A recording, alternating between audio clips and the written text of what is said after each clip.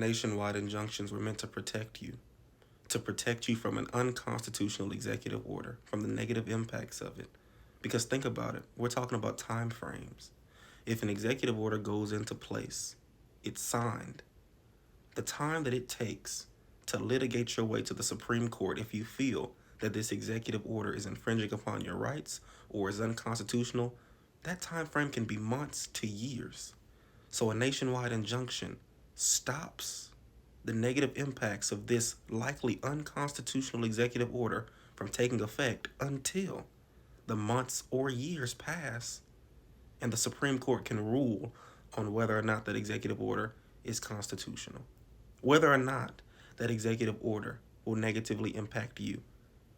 So a nationwide injunction was there to block the negative impacts for that time being until the Supreme Court could rule on the constitutionality of the executive order.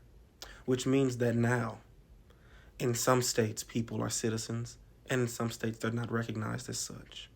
Which means that now, the United States is divided based on the state. You can have rights that you don't have in other states.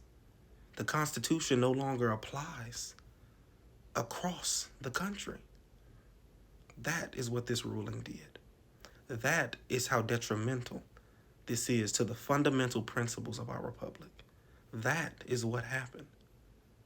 Because these were the only guardrails we had left to stop the implementation of Project 2025 through executive orders that are unconstitutional, to stop the negative impacts of unconstitutional executive orders from taking effect immediately, to stop people from having their rights infringed upon.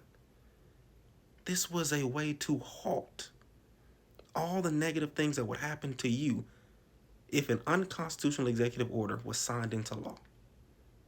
So that now means that there are going to be U.S. citizens who are deported from now until a case can reach the Supreme Court and the Supreme Court can rule on whether this executive order is constitutional or not.